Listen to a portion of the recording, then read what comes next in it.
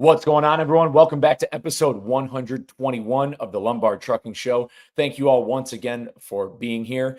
As always, you can tune in to the Lombard Trucking Show every Tuesday night at 9 p.m. Eastern on Reach Across America Radio. You know, we are raising money all year, all forever for the Reach Across America Foundation. And to do that, you can go to www.reachacrossamerica.org/Lombard. One wreath costs $17. I am putting in that work. I'm looking forward to the 70.3 middle distance Waco Triathlon this October. We're really gunning for it. I'm having a good time. And as always, you can follow along for all of my training and everything going on my social medias at Lombard Trucking. Also, before we get rolling, want to give a shout out to the boys over at Super Coffee, especially for tomorrow, or depending on when you're listening, July 16th and 17th. It is Prime Day coming up. Amazon Prime Day, and there'll be a link in the show notes and description to where you can get a super special discount off Super Coffee using that link below. So celebrate Prime Day, get yourself the lower calorie healthy option, Super Coffee. I was looking at it, doing it today, and a Starbucks invented the bottled coffee game, and their bottle sits at 290 calories with 46 grams of sugar. It's the same amount of calories as a Mountain Dew. It's psychotic. It's criminal.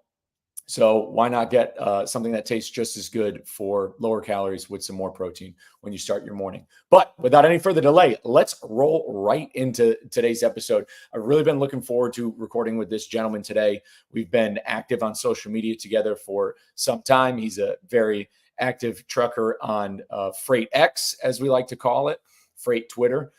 Talking on there, and he shares the raw details of what's going on his side of the industry.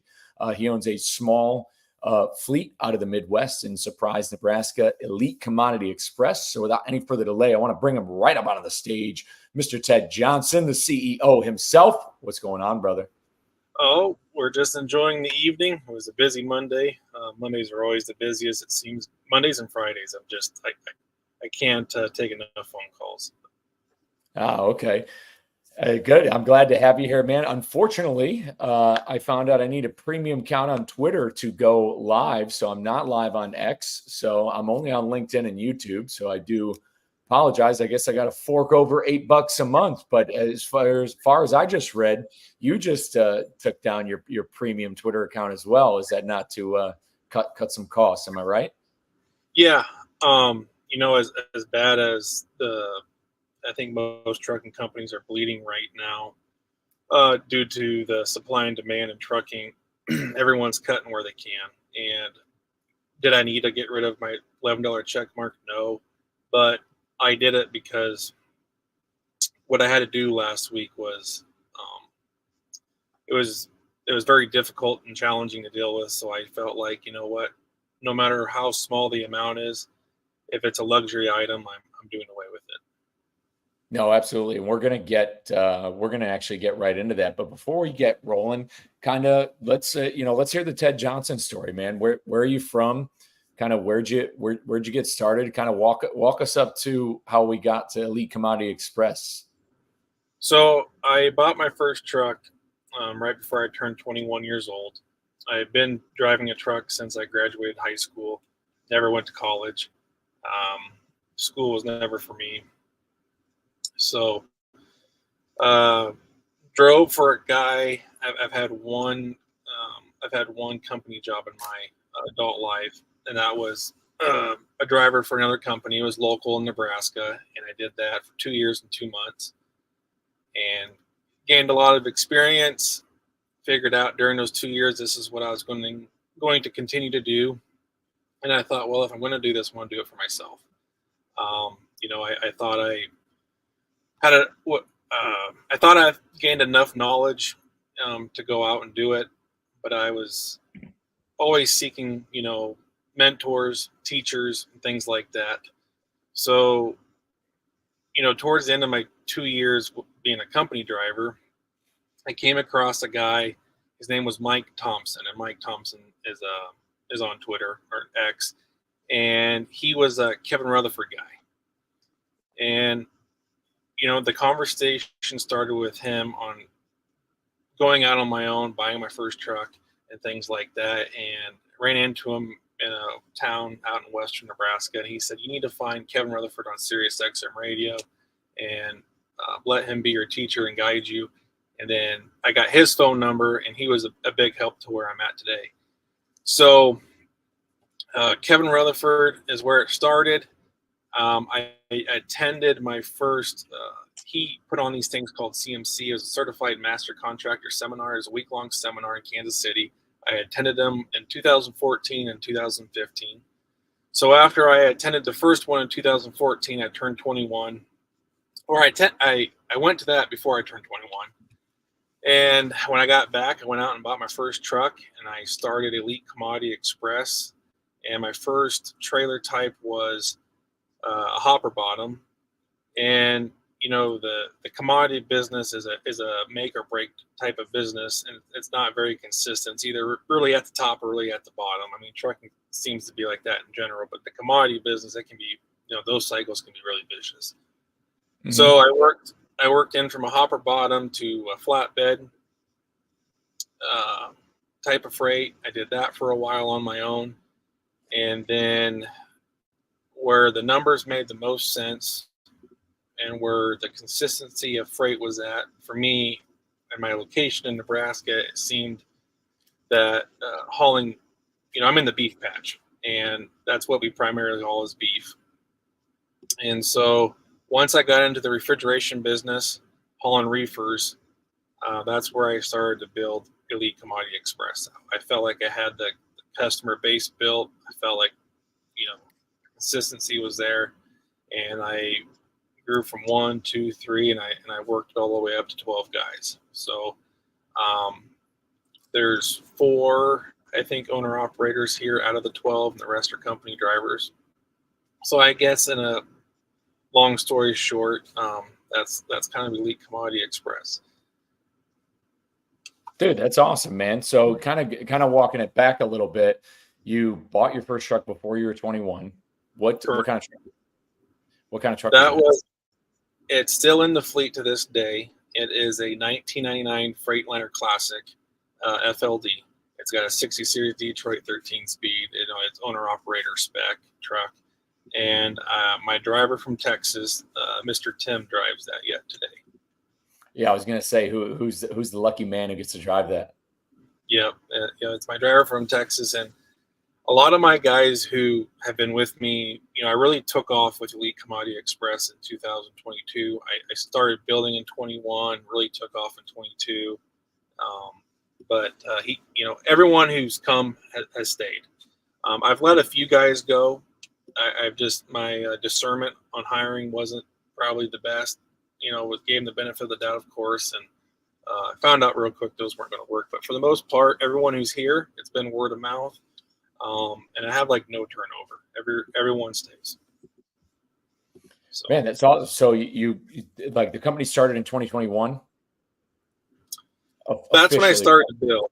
I officially started business August 1st of 2014. So 2014, Kevin Rutherford got you rolling and going. Right. Yep. He's the man. He was a good business coach, a great mentor.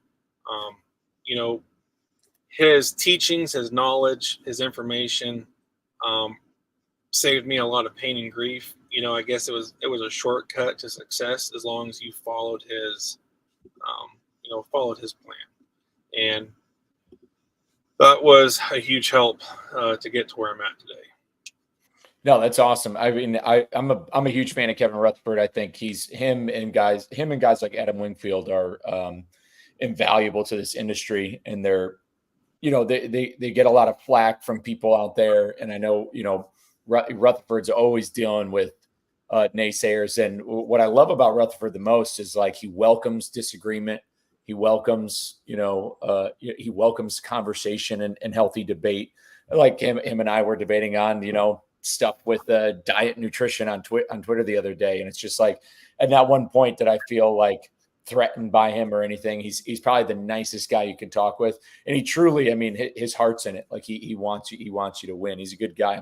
I'm glad that he's like a part of your kind of growth and success story. Now getting into it. So, I mean, you're primarily hauling reefer. So 12 total trucks you got rolling right now, right? Yep, correct.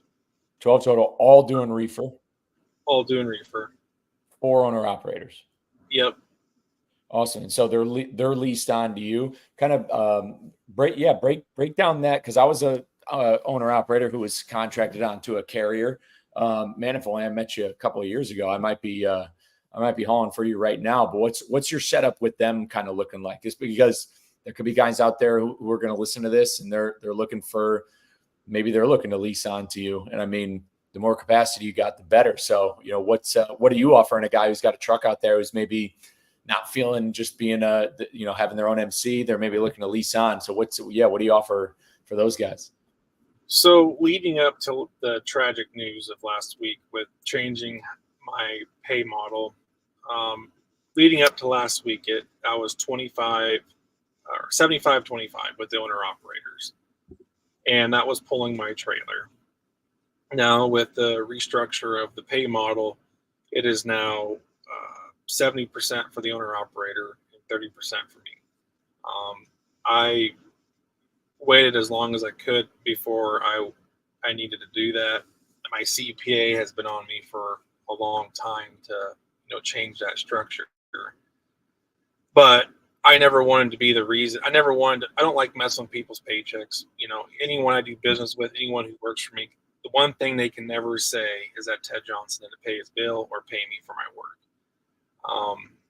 And changing pay model was never really part of my recipe for the trucking business. I wanted to be the one guy who said, that I wanted to be the guy that people could say, that I never changed pay or pay structure during the hard times. Everything was the same. It was nice and consistent. But unfortunately, that 5%, it was really going to be the make or break whether or not if we continued. I didn't want to change it because, driver or owner operator, I didn't want them to decide whether or not if they bought, a new book bag for the school year or bought groceries. Sometimes everyone during hard times, everyone's living on the shoe thread, so to speak. I mean, inflation, everything costs more. Everything's just out of sight to what it was 2 years ago or even 4 years ago. So right now, I guess I kind of got off subject, but if an owner operator wanted to join the team, it's 70-30, and the company drivers, that has now moved from 25%, at 25% down to 20%, so just to match what the market is doing. Yeah, no, I mean, that has to be how it goes. It's an unfortunate thing that has to happen to a small business, because in reality, like if I was working for, say I was a company guy for PAM Transport still, which is a company I drove for, if all of a sudden they turned around and were like, hey, we're taking you from 48 cents a mile and we're dropping you to 40 something. I mean, I'd imagine why it would work for PAM is a lot of guys would quit like off the rip. So, I mean, especially when you're getting paid by the mile, so to speak. But when it's by the load, I mean, that's always like a hot topic of what's better, getting paid mileage or getting paid by the load. And I don't know. I think there's pros and cons to both. I think as a business owner, it's probably easier to pay drivers that way, if I'm being honest, because it's way easier to underwrite, because you can have a load going from New York to California, and the driver's going to, who doesn't want a coast to coast run as a company driver, especially if you're getting paid by the mile. But in the current market, these coast to coast runs, they're not, they're paying dump. So it's like, there's pros. I think getting paid by the mile, sometimes the driver could be edged out and may make more, but other times they could make out better. Like I know, especially a lot of flatbed guys like getting paid per percentage based. So that seems to be like the trend where it goes. But no, I mean, hey man, that's pretty good. Now let's talk about that. You had to make some decisions last week. I mentioned as we started the show, you've ran into some some tough I don't want to say bad times, tough times that you're going through. Essentially, so you were really able to start growing 2021, 2022 when things were doing all right. When did you kind of notice a shift so to speak, in kind of when did like the cages start to rattle a little bit for you? August of 2023. I remember calling my wife Sarah from the office, and my secretary wasn't in at the time, and I was just reviewing, financials and reviewing it. Yeah, just basically reviewing financials.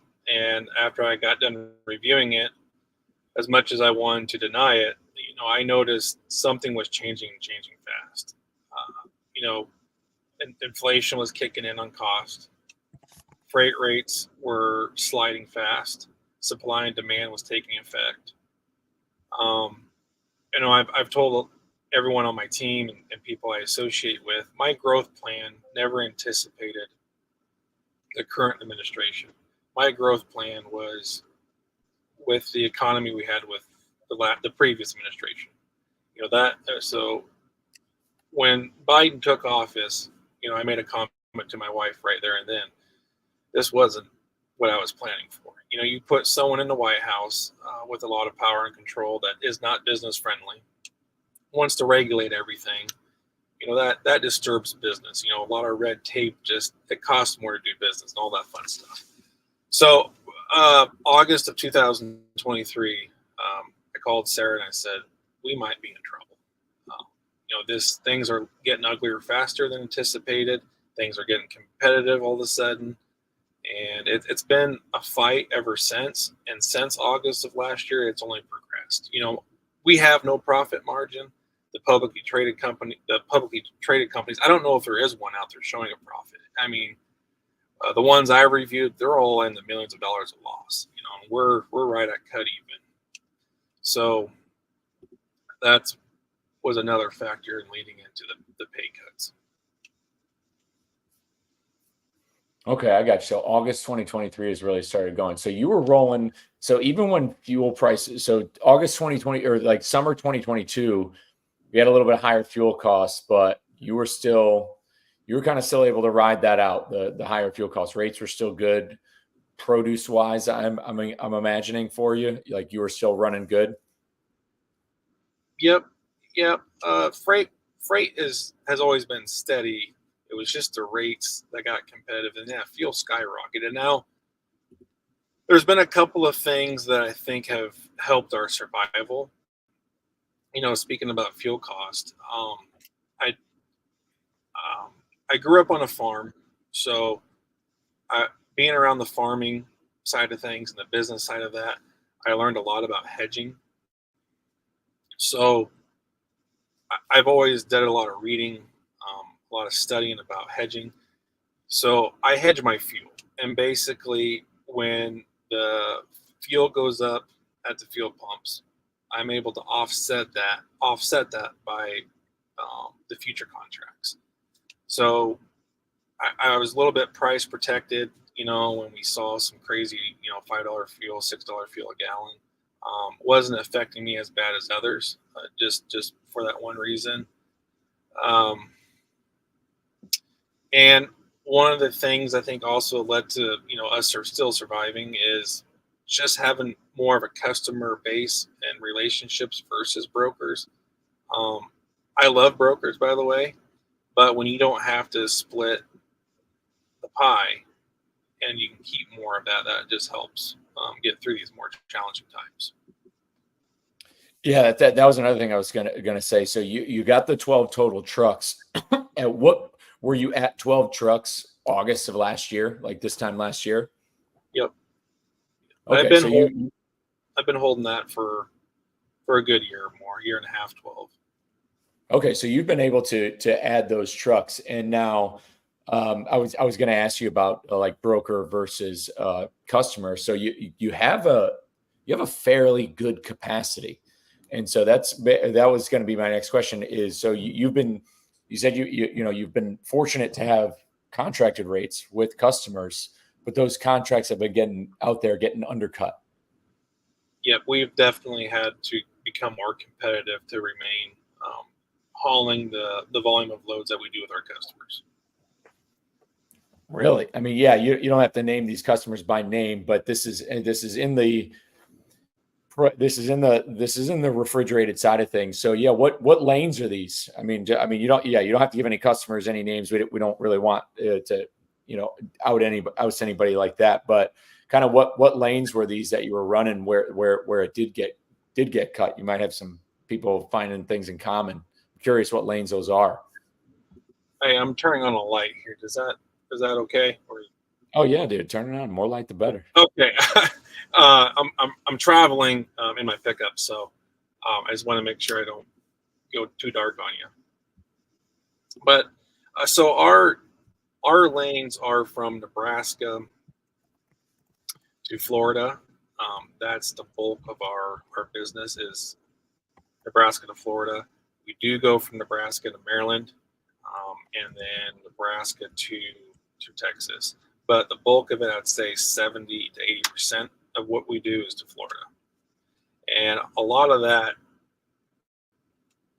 developed because I went to my customers and I said, what's your most challenging lanes? That was my foot into the door. And, one of my customers said Florida. Why? Because Florida is only good during produce season. And outside of produce season, no one wants to go to Florida. So we've built the business around covering challenging lanes. Our lane to Maryland, that customer, I just went to them. They wanted me to bid like every state, every lane they had. And I was like, look, I'm a small carrier, not a nationwide carrier. So with me being a small fleet, I just said, what's your most 2 or 3 challenging lanes? And let's start there. And I'll bid those. So that's how we got our lane to Maryland. That was one of their most challenging loads to cover. We just took over challenging lanes and we've stayed in them ever since. I think that right there is a huge testament to your guys' story at ECE right there. And for anybody listening, I mean, if that doesn't say anything, if you've got, only because I was telling you before the show, going off LinkedIn, LinkedIn is so full of, stories. And I mean, even Reed himself, posts memes all the time of the broker trying to get the load covered on a Friday.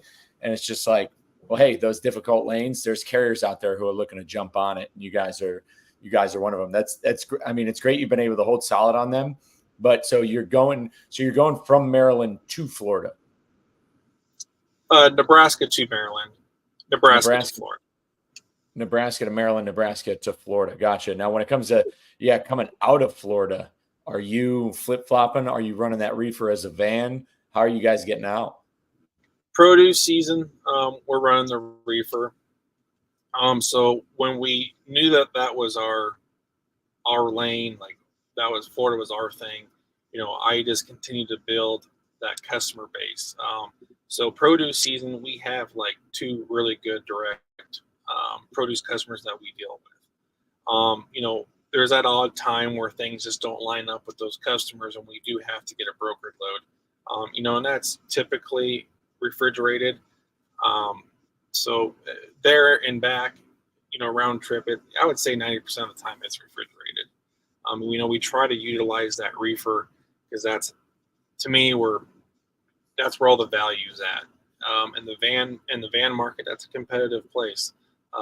Because you have the dry vans and then you have the reefers hauling dry van freight.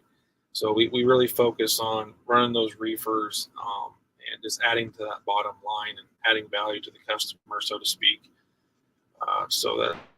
And then so outside of produce season, we're dealing with a few more brokers and we're not afraid to bounce. So out of Florida, whether if it's Miami or Jacksonville, Florida, we will bounce those trucks into Tennessee. We'll skip over Georgia. We'll bounce them into Tennessee and Kentucky and come on back to Nebraska. The reason being is that load in Tennessee or Kentucky pays just as much as the load coming out of Georgia or northern Florida or even Alabama. So, it's just that rate per mile is higher because it's less loaded miles and we burnt less fuel just going across that empty. Dang, that's wild. You got this pretty dialed up. So this is why you need to be in the office. Yeah. As I was growing, I was really fighting transitioning and out of the truck to the office. It took me a while to get over the fact that that's where I needed to be and navigate this ship. I do a lot better now that I've been in the office for a couple of years. That's where I needed to be to grow it and just service the customer. That's where it really comes down to. Yeah, I mean, from the business in like the entrepreneurial perspective, it is kind of like that's the pathway of how it's going to go. Like it starts off, you got the truck. It's a one truck show. You kind of ran it. You steered the ship. I mean, you eventually start to grow, and it's just if you do want the business to succeed, it's just like if you own a brick and mortar. I mean, if you own a storefront and you have X amount of dollars coming in, and it's like eventually you reach like a threshold of like because you only have a fixed amount of time your output is limited like one human so your output is limited if you're at the cash register dealing with the customers. Eventually you got to get somebody to stand at that register so you can go stock the shelves, and then eventually when you're bringing in more product, you got to have somebody stock the shelves. And that's kind of the career path or trajectory you want as a CEO, where it becomes difficult. I mean, the same kind of thing happens in the military. Like everybody talks about, anybody who's at higher ranks always longs for those days where they were with their first unit, where they were with the boys instead of in that leadership role, going to staff and CO meetings or meeting with officers and doing whatever, where you can be down with the men, so to speak, is the way to put it. And that's the trajectory of like leadership, is like to be a leader, you eventually have to rise out of that, out of the driver's seat and get out there and handle the business, which is I mean, uncomfortable because like kind of like it's I kind of deal with that too, because I still look at myself as just a trucker with an opinion, but here I am trying to build myself out into something of an athlete and all this other stuff. And it's just weird to think of myself above being a driver. And even when I owned my truck, people always, the idea was to eventually grow and then, try to establish some sort of fleet such as yourself. And it's like, but it's hard to, it's just like letting go. I mean, it's like, I'd assume it's like having kids. Your kid turns 18, they're going off to school. It's like, you got to, all of a sudden you were with them for 2 decades almost, and then all of a sudden they're gone. It's like it's a tough transition to get to. But I think if you were in the truck, and correct me if I'm wrong, but I think if you were still driving, you might have, this past year, you might have had to make tougher decisions. What you think if you were still in the truck, you think, yeah, I'm just asking your general opinion. Like if you were still in the truck, maybe you wouldn't be able to steer the ship, keep it above water. That's exactly right. I've only, there's a few reasons why I've been able to survive, and I've pointed on a couple of them already, but another one is because I'm on top of my numbers. I'm a very number savvy guy. I know everything down to the penny where it's being spent. So being in the office has allowed me to stay on top of the numbers and know what kind of calls to make. Having just a few trucks underneath my belt when I first started building the fleet, I could do it. I was on the road trucking, and then when I was done driving for the day or night, I was on my laptop for a couple more hours managing that business part of it. So being able to be in the office has been a huge help. Now, when I first got an office, so I was at probably 5 or 6 trucks and still working out of my house. But I have 4 kids at the house currently. So just touch on that real quick. I have 3 stepchildren and 2 of my own. And so the house is busy and it's noisy. And to be on the phone all day and having a family there, that's difficult, when they're not in school and such. So I'm from rural Nebraska, small town USA. So there's no commercial property. So I bought a house for an office, and we were there for the first 2 years. And since then, just this year, what month was that? I think maybe end of April of this year, we moved on to Main Street into an actual office building. So that's been great. It's the best decision. I actually get visitors now being on Main Street, people popping in and stuff like that. So that's been good. That's his little story with the office situation. Now, yeah, I was wondering where HQ was actually set up for you. I didn't know if it was at your house or if you had something, because I know Nebraska well, and I'm like, you either got a big terminal somewhere, like or a huge yard or some sort of huge farm, or you got to be running out of the house. But yeah, if you got, I mean, you got a whole starting five lineup in the house. Yeah, people running around there, especially summertime. Yeah, you can't focus on those numbers there. Right. I outgrew the dining room. I had papers laying on the dining room table, the desk that I had next to the dining room. So, my wife and I are just like, we've got to find a place. And I went to the bank and I said, hey, I need to buy an office, but I'm going to buy a house for an office because there's just nothing in a small town. So that's how that went. Yeah, no, that's pretty good. That's good, man. That's rock solid. Let's go back to that August 2023 when you said you had called your wife. You said we're running, I think we might have a problem. What transpired from August? I mean, we're almost into August 2024.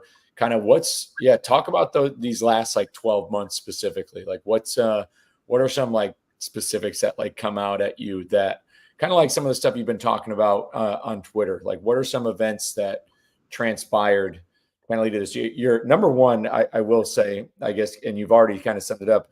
One thing that you haven't had to worry about, which is where I believe, like, I think God's truly blessed you, your turnover.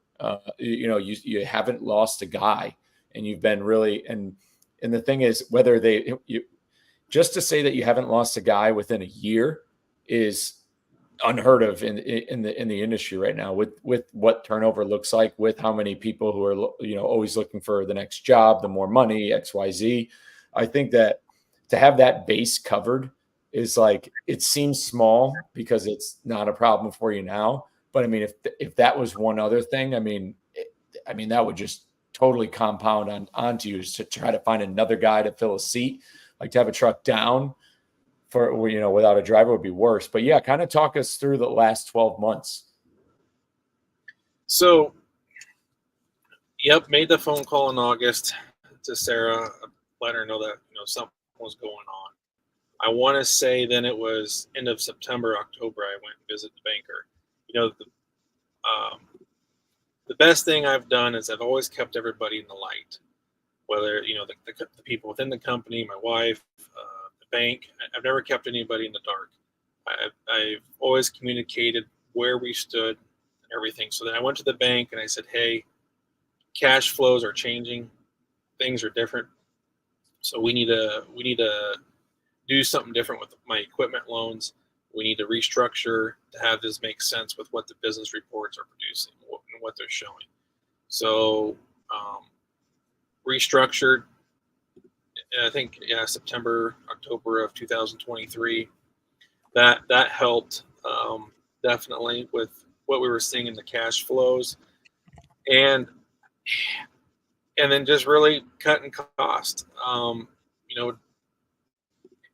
Cutting cost, and then just servicing the heck out of the customer, never failing, never being late, regardless of the reason. And when I say servicing the heck out of the customer, I mean trucks break down. That's always going to happen, but our customers don't ever know that a truck breaks down. It's very rare where we don't have that plan B in place, and that plan B is sometimes me getting a phone call on a Saturday night, and this has happened. I've gotten a phone call on a Saturday night, a driver on the way to Florida broke down in Missouri, and that was me waking up the wife and the kids and saying, getting in the car and taking that driver the spare truck, and making that drive overnight to him so he could then get into the spare truck, and then I ride back home with my wife and kids. It's having a team of people who are willing to run towards gunfire with you and take those bullets has been a huge play of it, and I talked about the other things, restructuring the loans, and the biggest part of that pie, though, I would say is just servicing the heck out of the customer. The big fleets, what they don't have is that direct, instant communication as they have with me. It's very, we're very quick to answer or to have solutions. So, with my customer, we're basically at 100% on time, between pickups and deliveries, and just no issues. We've always serviced a customer before hard times hit, but I mean, you run towards the gunfire a little harder when you know that, this is my bread and butter and this is what makes the paycheck, so we can't fail at all. My guys will tell you, that's what upsets me the most, is if anybody jeopardizes the customer, whether it's being late, running behind schedule, when there's no reason to be. That's so everybody here understands that, and that's really what we focus on too. No, that's awesome. I'll tell you, I was going to ask you for some examples, but having to hop in the truck and bring a spare truck out to a driver just to get a load repowered. And then how are you getting back? So how'd you get back from Missouri? Loaded up the wife and the kids, in the middle of the night, and we headed there. And she followed me. I took the spare truck. And other examples is I've had a driver break down in Oklahoma City and replace a turbo on the interstate of I-35. We got him an Uber to come down to his broken truck, take him to the dealership to get the turbo, and the Uber driver brought him back to his truck and he replaced it. And then when he was replacing the turbo, it was raining on him. So those are the kinds of things I'm saying, that, when you have a team willing to run towards gunfire, and service the heck out of that customer, you bulletproof yourself to lose any business. It's that edge. Those big companies, of thousands of trucks, I don't know how motivated those drivers are to take bullets for the company. No, it's not going to happen, because the company at the end of the day, because so what you did as the owner, I mean, if you're a company guy for some huge fleet and your trucks breaks down and you're under a load, I mean, all they're going to do is tow you, and then the load might get repowered by another driver. They might send some guy out there to get it. But then, I mean, it's happened to me when I drove for Pam. I mean, you're sitting waiting for that thing to get fixed. I think I sat for like over a week because there was some recall on one of the trucks I was driving. And it's just like, you're just sitting, you got your driver moving, like, because I mean, that's the thing, is that's where that being paid by the load thing, I think, matters. I mean, you got to truck right to your driver because he's getting paid for that load. So it has nothing to do with the miles, but he's got to deliver that load for him to get paid. So yeah, you're not going to get that in the big fleets. Like, yeah, where they might repower it, like in a somewhat timely manner. I mean, reefer, I mean, at the end of the day, I mean, if you've got to repower a load, I'd imagine, I never hauled reefer myself, but depending on the timing of that load, if a reefer load is late, I mean, it's odds. I mean, it's probably getting rejected, or you're probably not getting that appointment for X number of days. I mean, like if stuff's late on a reefer, doesn't it sometimes, don't they just throw it out? Yeah. Because there's some refrigerated food that's very time sensitive. And if it gets there if it's delayed too much, then they consider it expired.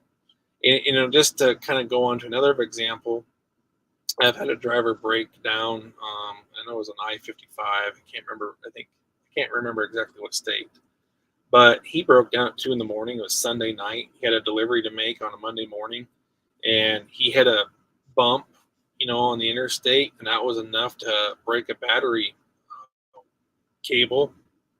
And he made several phone calls. No one's answering to bring him apart. So he walks down the interstate to the nearest truck stop, probably at least three-quarters of a mile, and finds himself a hose clamp, walks it back to the truck, and uses that hose clamp to get the wires to touch, until he could make an official fix. But, my entire team of drivers have made some kind of sacrifice like that, doing something that no one else wants to do, but just doing it because that's what we got to do. And I'm just proud to have a team that are willing to make sacrifices and run towards gunfire. And I've always always advertised that with my customers or the brokers. And, when you start negotiating prices, they like to hear that stuff. No matter, because things happen during transit. I mean, you can't ever get around it, but it's not when it happens or how it happens. It's how do you react to it? How proactive are you with your plan? And so the customer, whether it's on the shipping end or the receiver end of it, never notices that. I don't want to be a nuisance to my customers, and I'm there to provide a service, and I want to do it well and not give them a headache. And I think all of them have picked up on that. And I think here in recent weeks, my produce customer in Florida, I texted him on a Sunday. We had a Walmart delivery, and I said, "Hey, driver was going down the interstate. There was an air valve to there was some air valve on the drives of the truck that just decided to blow apart." And I'm like, "Hey, I don't know how much luck we're going to have with getting this fixed on a Sunday, but I'm working on it. Just keeping you updated." And 2 or 3 hours later, we're back in action and made it happen. But just communicate and service the heck out of them. No, it's awesome. True testament to your drivers. I got to ask because we said beforehand, this is the Lumbar Trucking Show is a huge endorser and supporter of the Midwest and all appreciation. Are the majority of your drivers from the Midwest area? Yeah, I would say most of them are here in Nebraska, Iowa, Georgia, and Texas. I do have one gentleman in North Dakota. So that's kind of the area that the drivers are from. And I could be a bigger fleet because my drivers, word of mouth. That's how this fleet has grown, is all word of mouth. And between my 12 drivers, they all have friends that want to come here. I have a small waiting list of good qualified people that would be great candidates for drivers, but more drivers, more trucks isn't. Yeah, it's more revenue, but it's not more profit. And where I decided is until I can get my current fleet of 12 trucks, the most profitable that I can make it, I'm not going to add more. Because more trucks can just be more of a loss. Yeah, I mean, if you're, it's just like any kind of like, I mean, you said you have a CPA, which is amazing, by the way, which I think at that level, like it's definitely without a doubt required. But yeah, it's just, people always talk about taking risks in business and like, you're not, if you should take, Reed tweeted that the other day, like you should be taking more risks. And it's like, there's a big difference between risk and suicide. I think at some point, like obviously, like it's one thing to quit your job and move to a new city, but it's another thing when you have an established business that is currently, as it is, had to make, some drastic cuts and, unfortunately has had to make cuts to pay. That's not the point where you double down. You're like, well, I'm going to take out some more loans and buy some more trucks. But what's a good thing, though, is once again, touching on what I just said, your turnover. I mean, there are companies out there who are still dying to find drivers. They're still hiring. I think it's a little bit harder, especially when I was spending my time recruiting. Like they definitely got more selective. There's bigger fleets have definitely powered down trucks to save on money and have slowed down on their hiring. But the fact that you've got a waiting list for people means, I mean, you're ready to turn and burn. And really, I mean, like I said, you know a little bit more about business than I do, but when it comes to when you are talking with your customers, I mean, you can let them know, hey, I'm currently at a 12 truck fleet, but, I have X number of drivers. You build that relationship. We talk about relationships a lot in the show. You build that relationship with that broker or that customer, and they know you have like you tell them, hey, I got drivers, but not the trucks yet. That customer or that broker, it would be smart or wise of them to say, hey, wow, I have this company, Elite Commodity Express, who's never let down a customer. He's got drivers in the ready. This guy needs the revenue to be able to get some more trucks, and we need to be working with guys like him. So I think that that's going to work in your favor. It's not working for you right now because you don't want to get the trucks, but I really think it's going to work in your favor, some months down the road. And I kind of wanted to go into that a little bit with kind of your customers, because you mentioned like you have a staff that is willing to go to war with you, and using what I find interesting is you mentioned how you use that when you talk to customers, and I think that just as far as from what I follow from Kevin Rutherford and from guys like Adam Wingfield, I don't know if that many carriers are doing that. Like, yeah, your capacity is one thing, but you may bring up a very valid point. Like, okay, you got capacity, but I could be a 25 truck show, and if all my drivers are criminals from the Chicago market area, that demographic, and I'm running trucks with, and I'm hacking ELDs, and I'm doing all this, and I'm paying them garbage. You know what I'm talking about.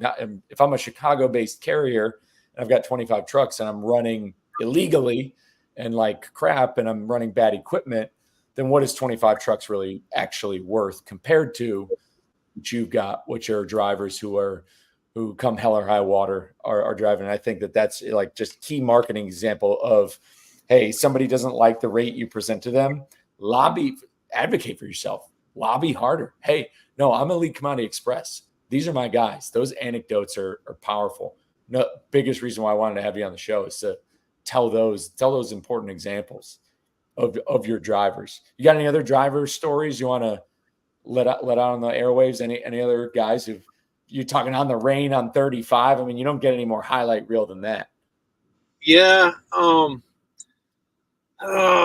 don't have any ones that stand out in particular right now that come to mind, but I will say how when I started to build the fleet and I moved out of the house into an office, bought a house for an office, right? Well, at that time, I told myself I should start to look for a secretary. I'm getting, when I first started working out of the house full time and not on the road, I would dispatch, deal with brokers and customer relationships all throughout the day. So drivers and all that stuff, right? And then at night, I would stay at the computer until like 3 a.m., 2 a.m. doing all the billing, just all the computer work. I was doing that at night, so I wasn't interrupted. And I was also doing it at night because my house, everyone was sleeping, right? So, I would do paperwork, shuffle until 2 or 3 a.m., go to bed, get up at 7, do it all over again, dispatch trucks, talk to customers, keep up with emails, and all that fun stuff. So made the transition to an actual office. And I put an ad out on the Facebook marketplace with the local communities and said, hey, I'm looking for a secretary. I'm going to pay a full-time wage. Don't really know how many hours, but it'll be no more than 40 or 50 hours a week for sure at the beginning, but it'll build into like a full 40-hour week. And I was very specific with that advertisement. I said, I want you on time, can't be late, no excuses, just results. It's kind of like a military type ad, right? So my secretary, who's been with me, since day one of, really growing the fleet, she's retired out of the Navy. She had a full 25 years with the Navy, fully retired from there.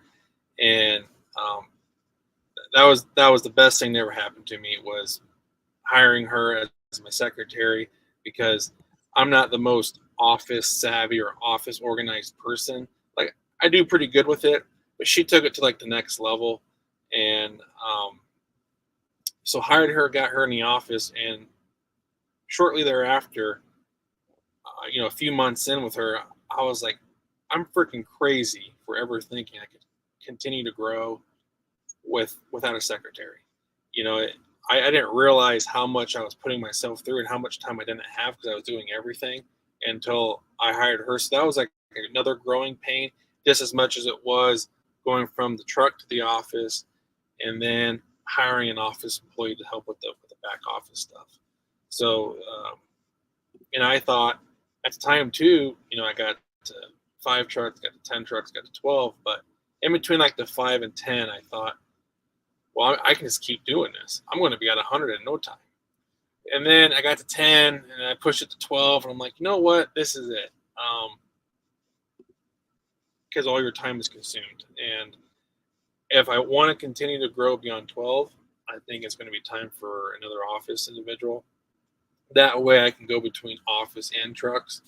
So that's why I say I got 12 and I just told my drivers I'm done hiring.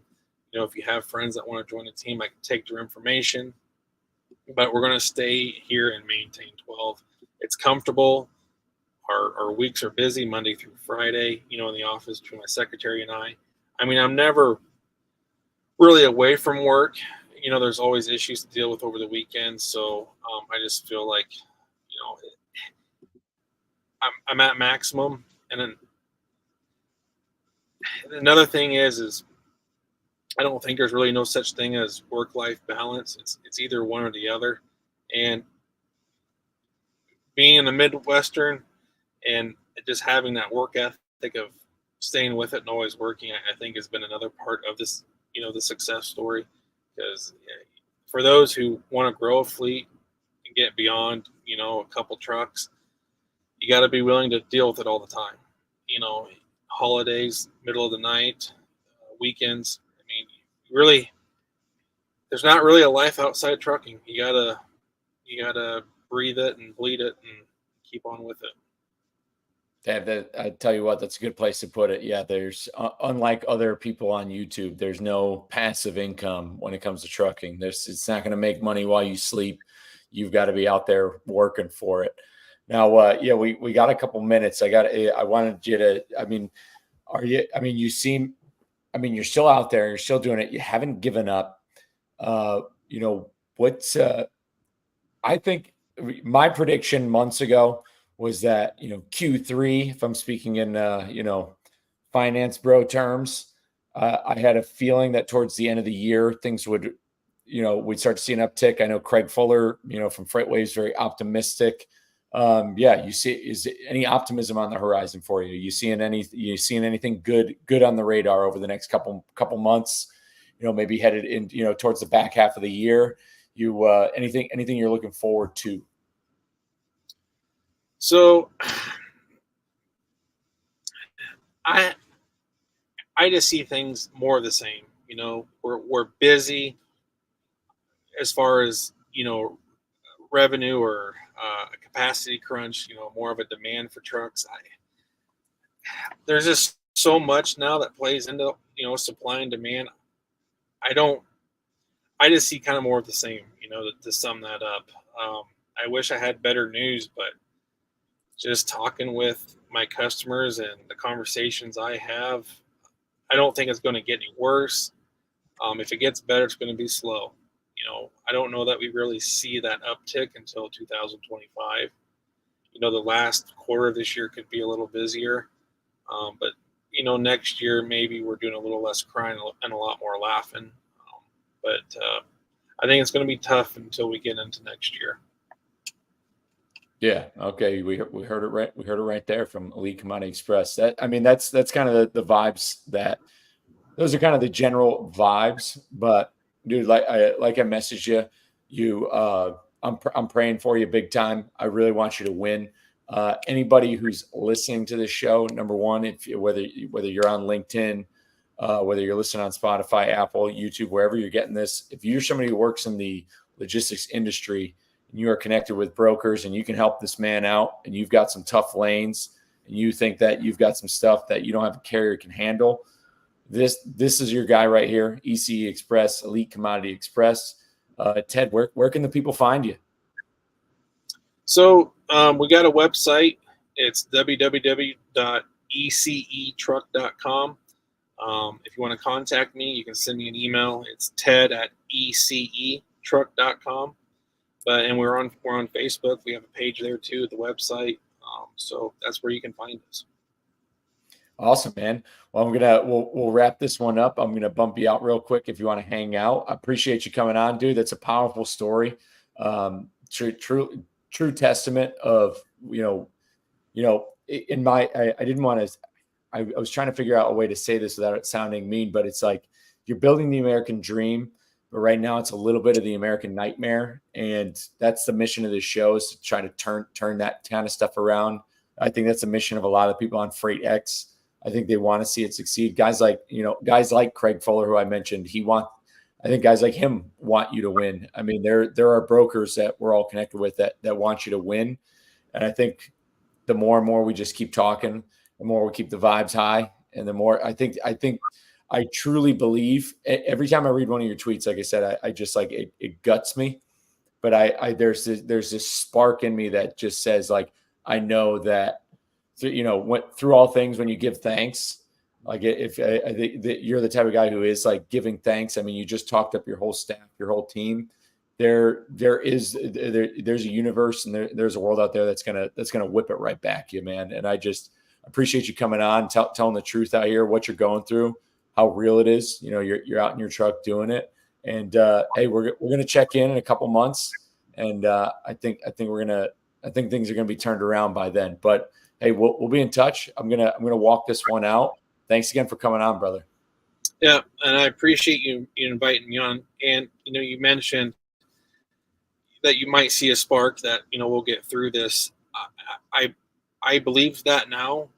Leading up to those pay cuts, the decision I had to make last week, I really wasn't for sure how that was going to go. I made sure that was the last thing I did, and now I have to do it. After talking with the bank and talking with the CPA.